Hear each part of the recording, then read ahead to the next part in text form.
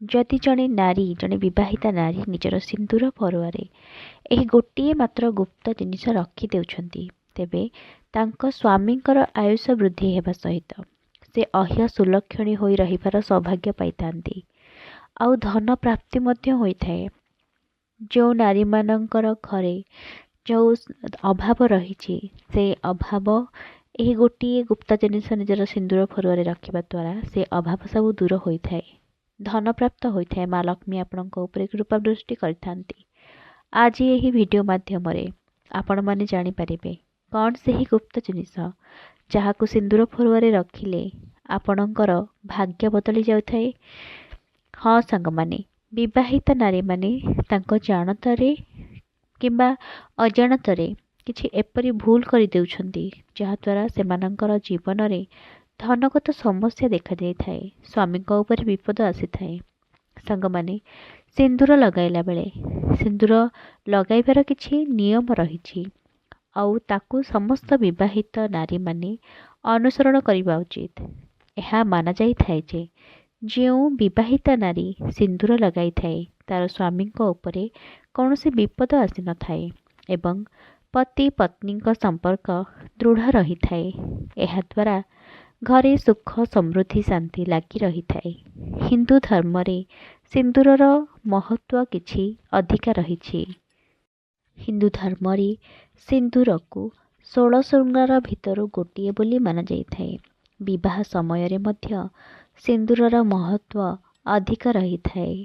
सांग माने जुग जेते आगकू जाउछि सेते नारी माने निजको परिवर्तन कर देछंती।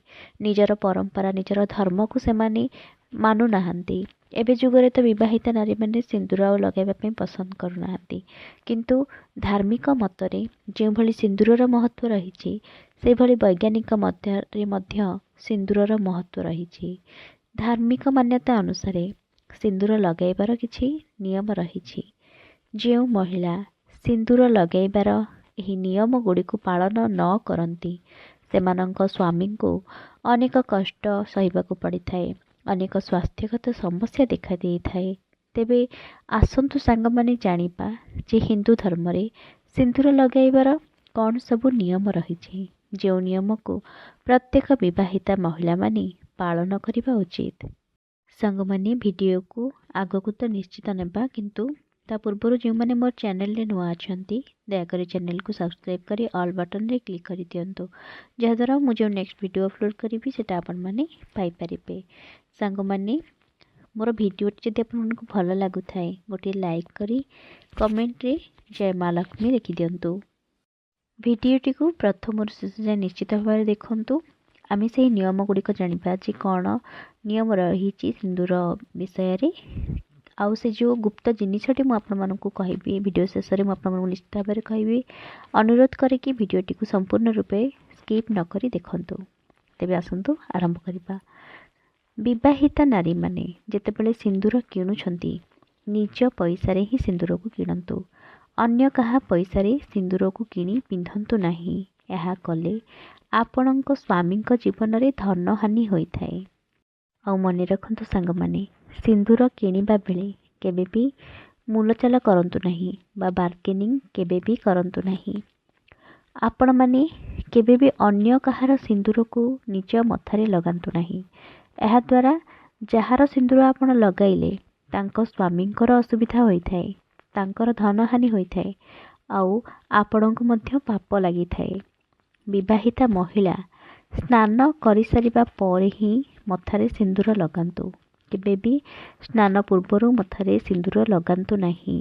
एहा द्वारा आपणकर स्वामींकर ही क्षति होई थाए।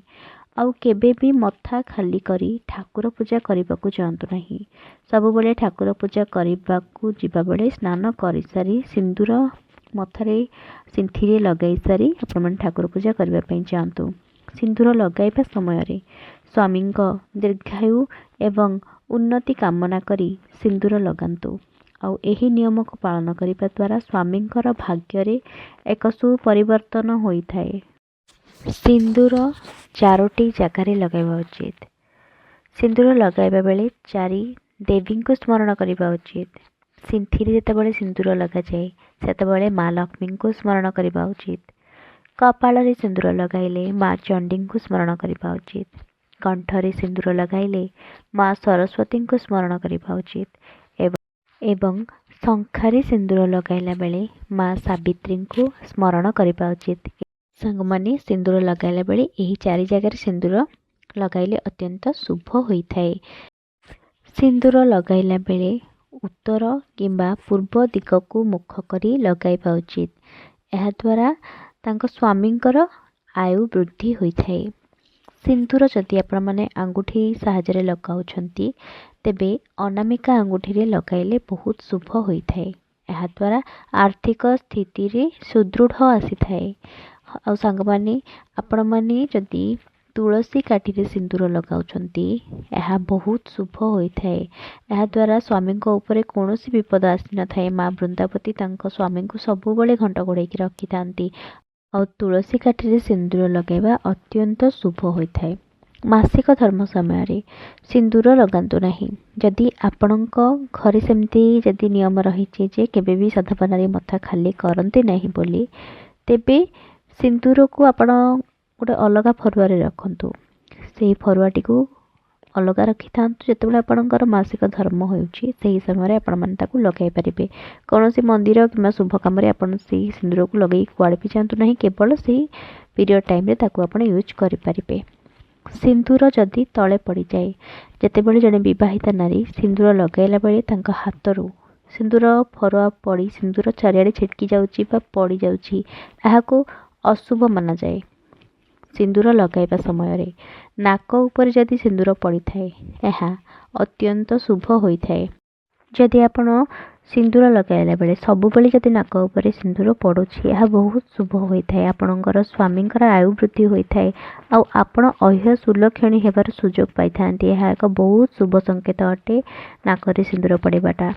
ଯଦି ସିନ୍ଦୁର ଭୁଲରେ ପଡ଼ିଯାଉଛି ଏହାକୁ ଅଳିଆ ଗଦା ବା ଡଷ୍ଟବିନ୍ରେ ପକାନ୍ତୁ ନାହିଁ। ଏହାଦ୍ୱାରା ସିନ୍ଦୁରର ଅପମାନ ହୋଇଥାଏ। ଆପଣଙ୍କ ସ୍ୱାମୀଙ୍କ ଉପରେ ବିପଦ ଆସିଥାଏ। ଆପଣମାନେ ସିନ୍ଦୁରକୁ ତୋଳି କୌଣସି ଗଛ ତଳେ ରଖିଦେଇ ପାରିବେ। ଯେଉଁ ମହିଳାମାନେ ସିନ୍ଦୁରକୁ ଚୁଟି ତଳେ ଲୁଚେଇକି ରଖିଥାନ୍ତି, ଯେଉଁମାନେ ଲୁଚେଇକି ଅଳ୍ପ ଟିକେ ସିନ୍ଦୁରକୁ ଲଗାନ୍ତି, କାହାକୁ ଦେଖିବାକୁ ଦିଅନ୍ତି ନାହିଁ, ଲୁଚେଇକି ଲଗେଇଥାନ୍ତି, ତାଙ୍କ ସ୍ୱାମୀକୁ ସମାଜରେ କେବେ ବି ମାନ ସମ୍ମାନ ମିଳିପାରେ ନାହିଁ। ଏହା ମାନାଯାଇଥାଏ ଯେ ସିନ୍ଦୁର ଯେତେ ଲମ୍ବା ଲଗାଇବେ ସ୍ୱାମୀଙ୍କ ଆୟୁ ସେତେ ବୃଦ୍ଧି ହୋଇଥାଏ।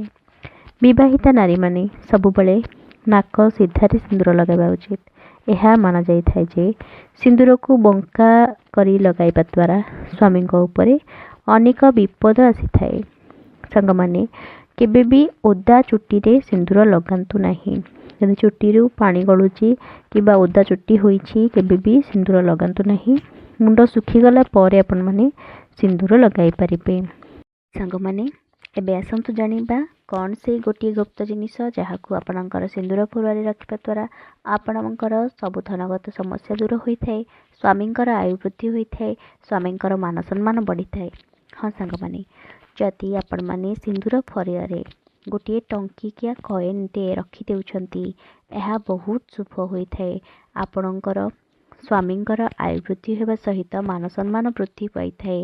ଆପଣଙ୍କ ଉପରେ ମା ଲକ୍ଷ୍ମୀ ଅତ୍ୟନ୍ତ ଖୁସି ହୋଇଥାନ୍ତି। ଆଉ ସାଙ୍ଗମାନେ, ଯେତେବେଳେ ସିନ୍ଦୁର ଲଗାଉଛନ୍ତି ସବୁବେଳେ ମନେ ରଖନ୍ତୁ ସିନ୍ଦୁର ଲଗାଇବା ବେଳେ ମୁଣ୍ଡରେ ଓଢ଼ଣି ଦେଇ ସିନ୍ଦୁର ଲଗାନ୍ତୁ। ଏହାଦ୍ୱାରା ଆପଣଙ୍କ ଉପରେ ମା ଲକ୍ଷ୍ମୀ ଏବଂ ମାତା ପାର୍ବତୀ ଅତ୍ୟନ୍ତ ଖୁସି ହୋଇଥାନ୍ତି। ଆଶା କରେ ସାଙ୍ଗମାନେ ମୋର ଭିଡ଼ିଓଟି ଆପଣମାନଙ୍କୁ ନିଶ୍ଚିତ ଭାବରେ ଭଲ ଲାଗିଥିବ। ଯଦି ଭଲ ଲାଗିଥାଏ ନିଜର ପ୍ରିୟଜନମାନଙ୍କୁ ନିଶ୍ଚିତ ଭାବରେ ସେୟାର କରନ୍ତୁ। ଆପଣ ଯଦି କିଛି ଭଲ ଜାଣୁଛନ୍ତି ଆପଣମାନଙ୍କ ପ୍ରିୟଜନଙ୍କୁ ବି କିଛି ଭଲ ଜାଣିବା ପାଇଁ ଦିଅନ୍ତୁ। ଆଉ ମୋର ଭିଡ଼ିଓଟିକୁ ଲାଇକ୍ କରି ସବସ୍କ୍ରାଇବ୍ କରିବା ପାଇଁ ଜମାରୁ ବି ଭୁଲନ୍ତୁ ନାହିଁ। ନେକ୍ସଟ ଆପଣମାନଙ୍କ ପାଇଁ ଆଉ ଏକ ଇମ୍ପୋର୍ଟାଣ୍ଟ ଭିଡ଼ିଓ ନେଇକି ଆସିବି, ଇମ୍ପୋର୍ଟାଣ୍ଟ ଟପିକ୍ ନେଇକି ଆସିବି। ସେତେ ପର୍ଯ୍ୟନ୍ତ ବିଦାୟ ଦିଅନ୍ତୁ। ରହିଲି, ନମସ୍କାର।